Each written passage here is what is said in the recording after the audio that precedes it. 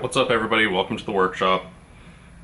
Today we're going to be starting two knives for Nina Outdoors on Instagram. She is an outdoors person, hunting, fishing, you name it, she does it. She's always outdoors, and I wanted to make a couple of knives for her to test out and check out and maybe review.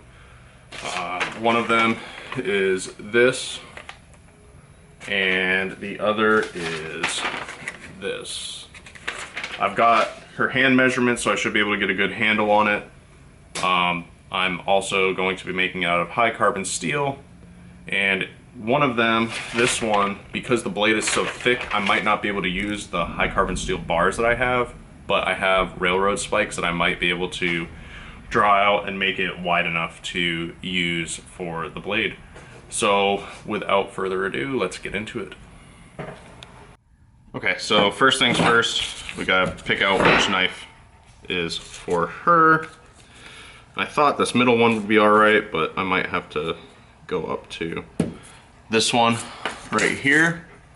So I'm gonna cut it out and put it onto this bar and see how it works. If you hear heavy breathing, it's my dog.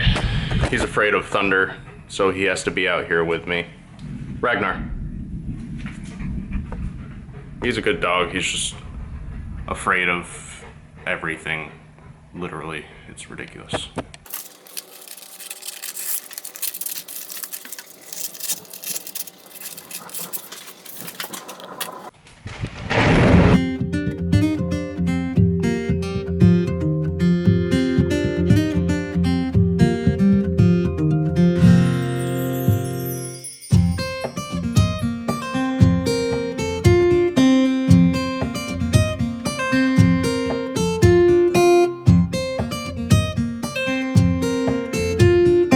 I do need to find a better way to mark these though, because the soapstone just wipes right off. So after I mark it, I have to be very careful.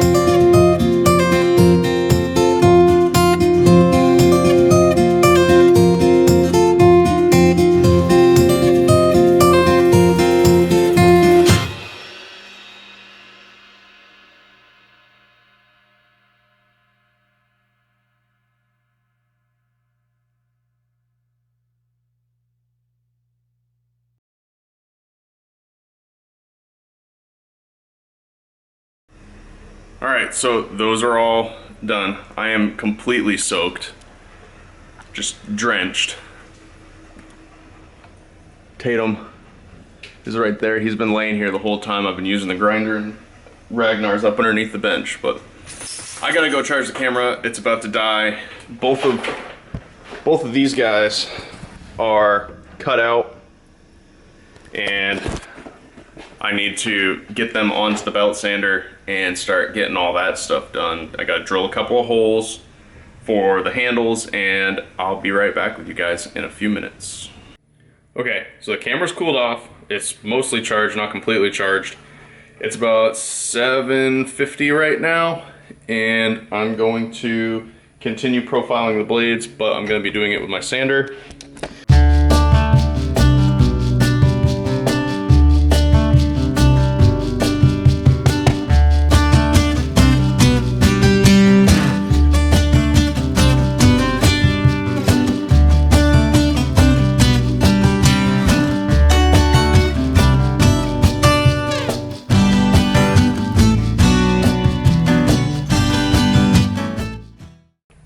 so those are both cleaned up. That took a little bit less time than I thought. And now I need to find my blade guide, or my edge guide, so I can start putting the edges on. But I have no idea where it is. I cleaned up the workbench a little bit ago, and I thought I put it on top of the ground, or on top of the sander, but it's not there. So I'll get back with you guys when I find the edge piece. Oh, I see it right now. Look at that. I threw it in my box of goodies. I'm going to grind a freehand grind. This line is the profile of the edge, and you see it goes almost all the way up to the spine. My dog was trying to break out. So it goes almost completely up to the spine. So what that means, and there's no top line that's defined. So what that means is that the edge actually starts up here. And in order to do that edge, I can't use my my angle piece.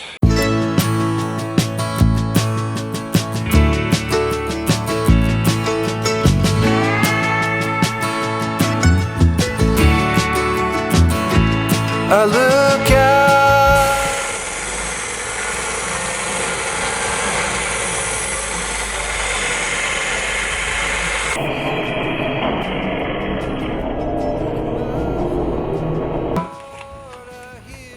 Oh, I just broke a belt.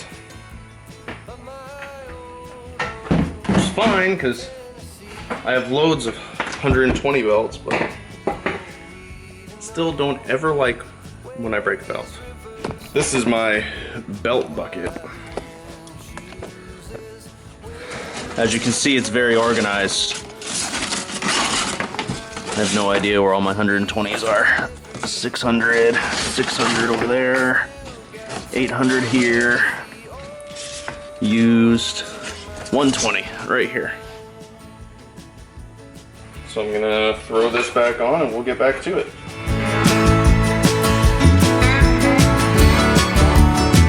From Leapers Fork to Watertown, and maybe Johnson City or Memphis bound. No matter. All right, so that's as far as I'm gonna get with that blade in this video. I'm gonna move on to the next blade. I still hear the calling of Tennessee. Who we to know where these rivers flow, or why the wind chooses when and where to blow. The sun is gonna rise each and every time, and I've still got Tennessee on my mind. Alright, so I'm all sweaty again. Don't mind the mask face. Here, let me turn, get a little bit better light, maybe. Alright, so the difference between this knife and this knife, if you can't tell, you can't see an edge termination on this one. The only thing telling you where the edge is this little piece right here by the handle. You can't really see a termination, and that's what I was trying to explain when I was showing you this picture. You can't see an edge termination there, where with this one there's a very definite edge termination. You can see it there. It's not as tall as in the photo, but that's alright. I'm fine with that. I think it's gonna look really cool. Now that all of that is done, we're gonna go on to drilling out the holes for the pins.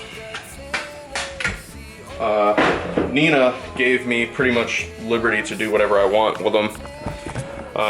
She just said, I want a hunting knife. One for her, one for someone else, but unforeseen circumstances. Now I'm making two for her, because she was originally supposed to receive two to give the other one to somebody else. So, but she said, I want a hunting knife, and I want a turquoise handle or a hunter green handle. So these are going to be the handles. You can see they're see-through. These are the turquoise handles, and then this is a resin, and then these are micarta handles. Let's see, what focus? You can see the little fibers in it. It's an indestructible handle. You can't break it. I've never done resin, but I'm very interested in seeing how it turns out. I hope it turns out well. I really want her to have nice knives. So I think the polished knife will look good with both handles as well, because the resin handles are very shiny. Oh, hold on, I have a phone call. Hello, Randall. What are you doing? I'm making a YouTube video about making knives. What are you doing? I'm driving to North Carolina. So, that was Randall. You guys don't know him, but he's a really good dude. He took me in when I was 16, so whenever he calls, I answer. You know, that's what you do for people that help you out, people that you love, you know?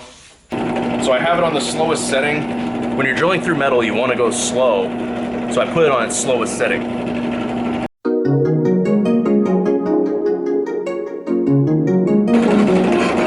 And these both are going to be 3/16 inch pins per the drawing.